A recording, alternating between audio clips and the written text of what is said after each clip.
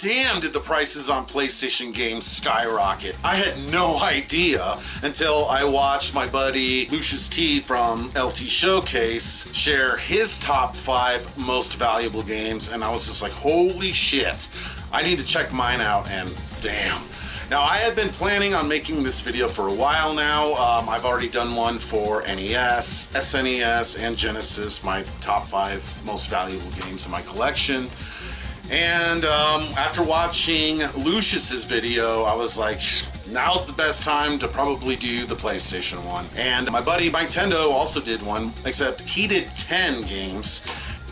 And I too am going to do things a little bit differently. I'm going to cover 6 games. And why am I going to cover 6? Because number 6 is a game that I will take any excuse to talk about, Thunder Force 5. Now, if you know me, you know that I'm a huge Thunder Force fan. No.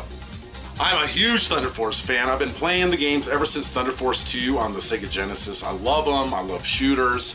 So when I saw this game for sale at Game Force Aurora, I paid $30 for it, brand freaking new, and yeah, it's fantastic.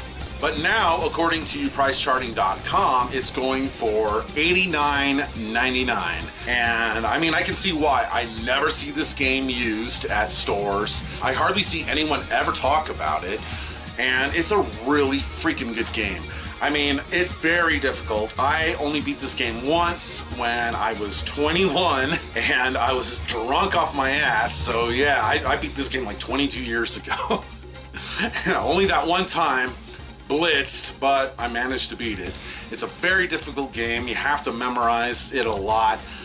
You have to know how to use the weapons, especially the free range weapon. That is probably, if you ask me, the coolest weapon in any shooter that I've ever played. It is just an awesome weapon. You just completely decimate your enemies. You just have to learn how to utilize it properly, and once you do, oh man, this game is a blast.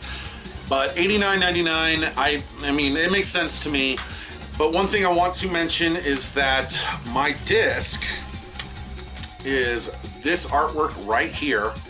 My buddy John bought the same game just only a few months after I bought mine, and his disc has completely different artwork.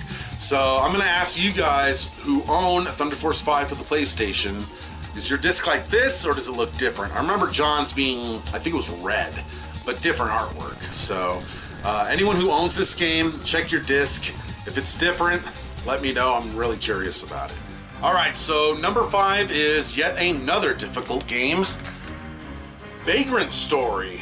So this is another game that I bought brand new, but I honestly don't remember how much it costs, but it's a Squaresoft RPG, so chances are it was $50 when I bought it. Now it's going for $97.70, and just like Thunder Force 5, I can see why, because it's a game that I rarely see at game stores. When I go to game swaps, I never see anyone have that game, and it's one that you really don't hear people talk about too much. I mean, I kind of understand why, because the game is pretty difficult. It has this mechanic, almost I guess like Paper Mario or Mario RPG games, where, you know, you have to time your attacks right, but it's a lot more complicated than like a Paper Mario game. What I really liked about this game were the aesthetics. It almost had like this comic book feel to it, and I really dug it at the time. It looks kind of dated by today's standards, but at the time it was pretty freaking cool. But this game is like really hard because there's this mechanic in it that where you combine items, you make weapons and stuff, and it's very easy to make the wrong combination and completely ruin perfectly good items. And in fact, it got to a point where I think I mixed some stuff wrong, and basically it made the game unplayable after that. Dug myself a grave and I had to lay in it. So I haven't played it since. I have the strategy guide for it. I told myself if I ever play it again, I'm just gonna use the strategy guide so that I don't fuck up like I did before. Because man, that was a bummer. It got to the point where I just could not progress any further in the game. I didn't have the right equipment, and you know, that was that. So yeah, Vagrant Story. All right, switching gears here from difficult games to a very easy game, Strider 2. Strider 2 is going for $122.50 these days, and this is another game that I bought new because I'm a big Strider fan, and when I found out that there was a sequel, I was like, oh yeah, I'm all over that. But it's disappointing because it's super easy. I beat it the very first time I played it, so I was very disappointed, and honestly, I haven't played it probably in over 20 years. But another big reason why I got this game is because the original arcade was included with it. So it's double disc, and here's the thing. Oh, this green disc is probably gonna look funky in the green screen. Oops. Anyway, there's something about this disc that's more memorable than the game. The disc 1 says Strider 2, right? Disc 2 says Strider. Yeah, not true. The discs are switched. So the Strider 2 disc actually has the arcade version on it, and the Strider 1 disc has the Strider 2 game on it. So yeah, someone screwed up there. So that's like the most memorable thing about Strider 2, which is very disappointing because this could have been a really cool game, but it's super easy, and you know what? I should really give it another shot sometime. Man, I can't believe how much this game's going for. Castlevania Chronicles is now going for $157.97. That is just nuts. I bought this game on its release date for $20 brand new. It was a budget game.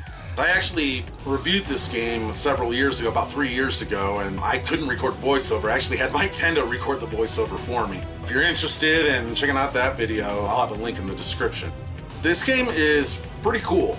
Like, I first played it, I went through it, I beat it, and then I didn't touch it for years until I reviewed it about 3 years ago. It was a lot better than I had remembered. It's really tough, a really tough game. It plays similar to the old NES Castlevanias, with like a dash of Castlevania 4.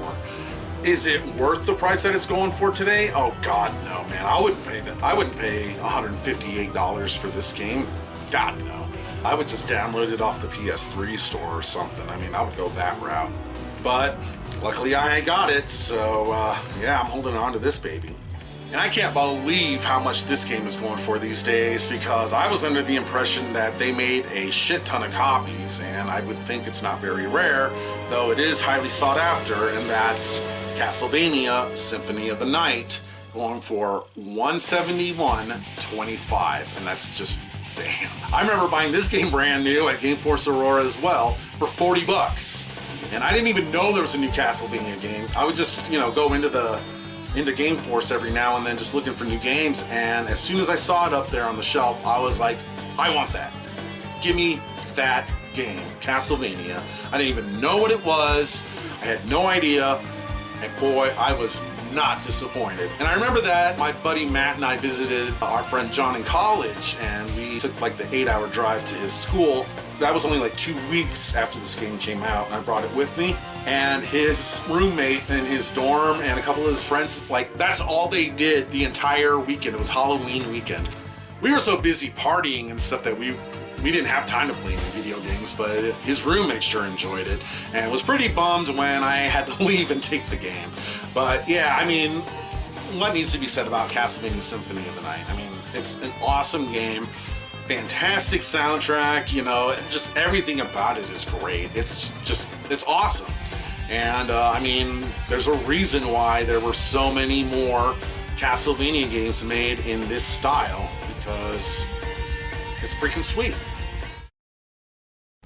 Alright, so number one, I can't believe how much it jumped up in price. Now, it was already an expensive game the last time I checked, which was about a year ago. It was going for about 90 to 100 bucks, but it has increased significantly since then. That's Ein Under for $223.83. Now, Ein Under is another game that I bought at Game Force Aurora. That was my go-to for PlayStation games. I saw it, behind the counter.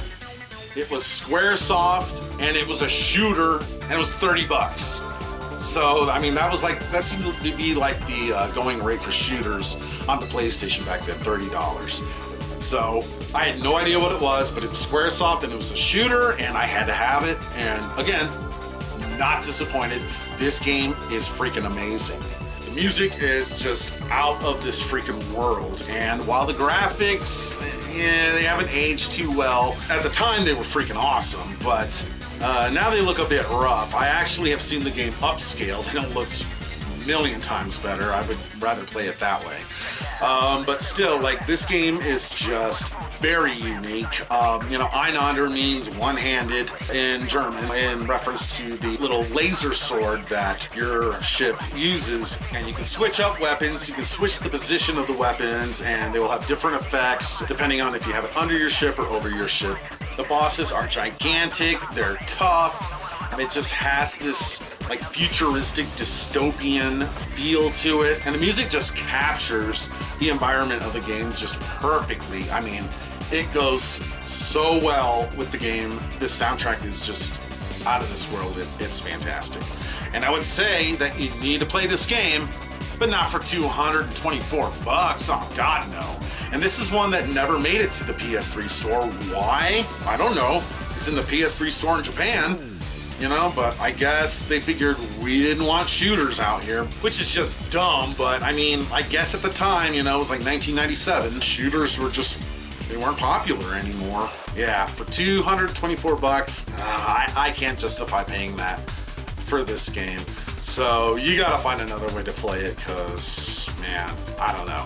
Of course, if you have $224 to burn and you don't mind and you want this thing in your collection, then go for it, because it is a great game, and you'll get a lot of play out of it. So, all right, well, those are my 6 most valuable PlayStation 1 games. I don't have a huge collection. I'm sure that Lucius and Mike Tendo have much larger collections than I do. But the games that I do have are pretty good. So, I'm happy with my collection. So what I want to do now is just ask you guys, what are your most valuable PlayStation games? And better yet, if you want to make a response video, that would be awesome. If you do make a response video, go ahead and leave a link to your video in the comments, and I'll share it, on social media, on this video, everything, so we can check out, what games you have. And I don't know, people seem to like this subject, and it gives people a reason to look up their games, like I did. And when I found out how much the PlayStation 1 games are going for now, it blew my mind, and I was like, I gotta make a video for this. So yeah, so anyway, if you want to participate, that would be awesome. If you just want to tell me in the comments below, that's cool too. So either way, let me know, and until next time, I will catch you guys later.